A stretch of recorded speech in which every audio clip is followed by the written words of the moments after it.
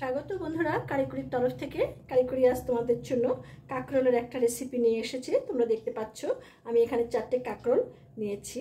দেখো, কাঁকরোল আমরা এমনি নানানভাবে খাই, নানান ধরনের তরকারি খাই, ভাজা খাই, বা এমনি কোনো শুক্তোতে দিয়েও খাই।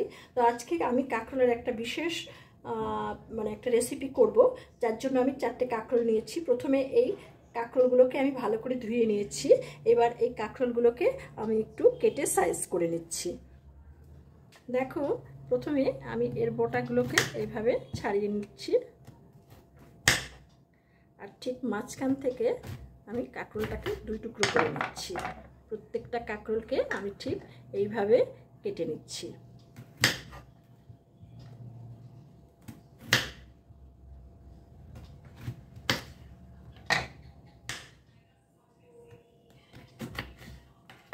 এই কাঁকরোলগুলোকে আমি কেটে নিলাম। এবার আমি কাঁকরোলগুলোকে কিভাবে রান্না করি দেখো। প্রথমে আমি গ্যাসটাকে ধরিয়ে দিচ্ছি।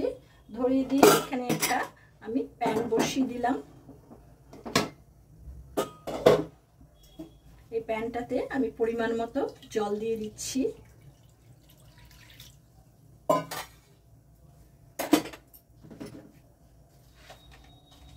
এখন এই জলের মধ্যে আমি হাফ চা চামচ লবণ দিয়ে দিলাম।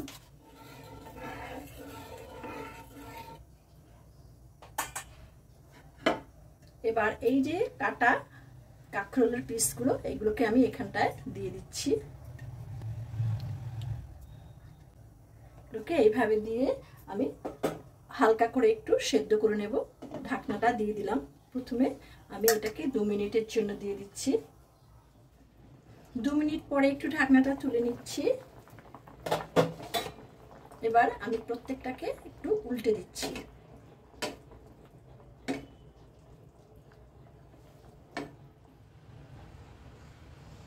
গ্যাসটা বন্ধ করে দিলাম বন্ধুরা। এবার ঢাকনাটা তুলছি।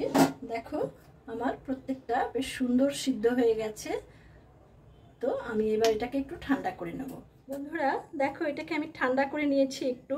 তো এবার এর ভেতর থেকে আমি এই যে বিচিগুলো, এই বিচিগুলো সব এক এক করে বার করে নিচ্ছি। বন্ধুরা দেখো, সবগুলোকে আমি এইভাবে ছাড়িয়ে নিয়েছি।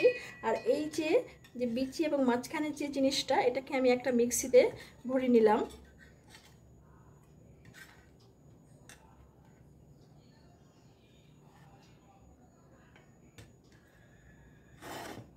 তার সঙ্গে দিয়ে দিচ্ছি আমি একটু নারকেল কোড়া, 1 টেবিল চামচ পোস্ত, 1 টেবিল চামচ কালো সর্ষে দিচ্ছি। অল্প একটু 1/4 চামচ চা চামচ লবণ। যেহেতু আমি আগে এটাকে একটু লবণ দিয়ে সেদ্ধ করেছি, সেই জন্য লবণটা অল্প দিচ্ছি। অল্প একটু মিষ্টি। এবার এটাকে আমি মিক্সিতে পেস্ট করে নেব। বন্ধুরা, 2টো কাঁচা লঙ্কা আমার দেওয়াটা মিস হয়ে গেছে। তো তোমরা যখন নারকেল পোস্ত সর্ষে দেবে, তার সঙ্গে কাঁচা লঙ্কাও দিয়ে দেবে। আমার ভুল হওয়াতে আমি এটাকে পরে আবার দিয়ে আবার এটাকে একটু মিক্সিতে পেস্ট করে নিচ্ছি। দেখো বন্ধুরা, আমার এটা এরকম হয়েছে, বেশ একটা আঠা আঠা সুন্দর হয়েছে। এবার এটাকে আমি এই যে এইগুলো আছে, এর এক একটার মধ্যে আমি এগুলো আস্তে করে একদম চেপে চেপে সুন্দর করে ভরে দিচ্ছি।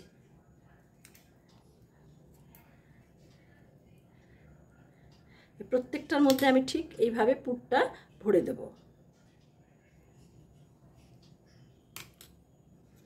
দেখো বন্ধুরা, সবগুলোতে আমি পুর ভরে নিয়েছি। আমার এইরকম হয়েছে। এবার আমি এর একটা ব্যাটার তৈরি করব। ব্যাটার তৈরি করার জন্য একটা পাত্র নিলাম। তাতে আমি কিছুটা বেসন দিচ্ছি। এখানে প্রথমে আমি এখানে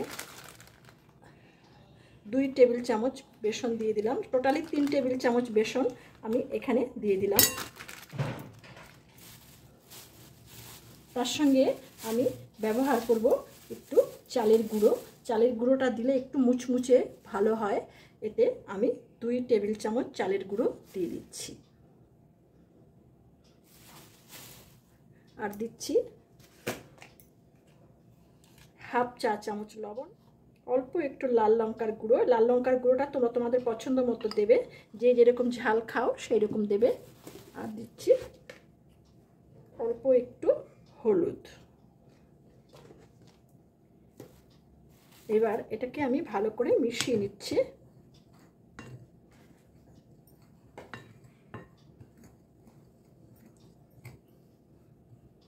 শুকনো অবস্থায় ভালো করে মিশিয়ে নিলাম। এবার এটাকে আস্তে আস্তে আমি জল দিয়ে গুলে নিচ্ছি। ব্যাটারটা আমার খুব বেশি পাতলাও হবে না, আবার একদম গাঢ়ও হবে না। এই ব্যাটারটাকে গুলে আমি এটাকে 5 মিনিটের জন্য একটু চাপা দিয়ে রেখে দেব। বন্ধুরা রান্নাঘরের দিকে দেখো, আমি গ্যাসটা আগে থেকে ধরিয়ে কিছুটা তেল এতে গরম হতে দিয়ে দিয়েছি। আর এখানে দেখো 5 মিনিট হয়ে গেছে, এটাকে 5 মিনিট আমি রেখে দিলাম। এর কারণটা হলো, আমি যদি শুধু বেসন ব্যবহার করতাম তাহলে কিন্তু আমি এটা 5 মিনিট রাখতাম না। যেহেতু এখানে একটু চালের গুঁড়ো মিশিয়েছি, সেই জন্য চালের গুঁড়োটা একটু ফুলে ব্যাটারটা মানে একদম পুরো টেক্সচারটা চলে আসবে। এই জন্য আমি এটাকে এইভাবে করে নিয়েছি। বেশ সুন্দর হয়েছে। দেখো, ঠিক ব্যাটারটাকে এইরকমভাবে করতে হবে। দেখো তেলটা আমার গরম হয়ে গেছে। এবার আমি এতে এই যে ব্যাটারের মধ্যে এইগুলোকে, এই এক একটাকে আমি চুবিয়ে সুন্দর করে, দেখো এইভাবে এটাকে চুবিয়ে নিয়ে আস্তে করে এর মধ্যে ছেড়ে দিচ্ছি। আমার কড়াইটা একটু ছোট, তাই আমি একবারে সব ভাজতে পারবো না। আমার প্রথম ব্যাচে আমি 4 থেকে দিচ্ছি।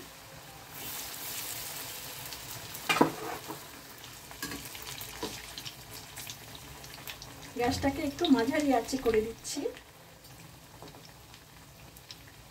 এটাকে আমি এইভাবে 1 মিনিট মতো মাঝারি আঁচে এটাকে ভেজে নিলাম। এবার এটাকে আস্তে করে উল্টে দিচ্ছি। দেখো কি সুন্দর হয়েছে, ভাজাটা একদম পারফেক্ট হয়েছে।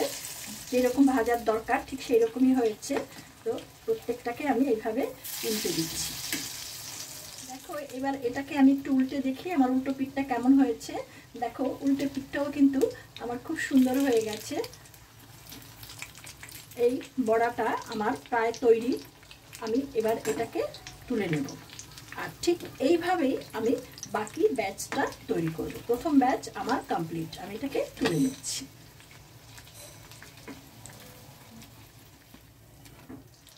বন্ধুরা দেখো বাকি ব্যাচটাও আমার ভাজা হয়ে গেছে। আমি একটু তুলে নিচ্ছি এক এক করে সব। এবার এর সঙ্গে আমি 2টো শুকনো লঙ্কা ভেজে নেব, যাতে কিনা শুকনো লঙ্কাটা এটার সঙ্গে ডাল দিয়ে, লেবু দিয়ে এবং 2টো শুকনো লঙ্কা ভাজা যদি এর সঙ্গে খাওয়া যায় তাহলে খাওয়ার মজাটাই জমে যায়। আমি এখানে 2টো শুকনো লঙ্কা দিয়ে দিলাম। দেখো শুকনো লঙ্কাটা আমার বেশ ভালো ভাজা হয়ে গেছে। এবার আমি এই শুকনো লঙ্কা 2টোকে তুলে নিচ্ছি।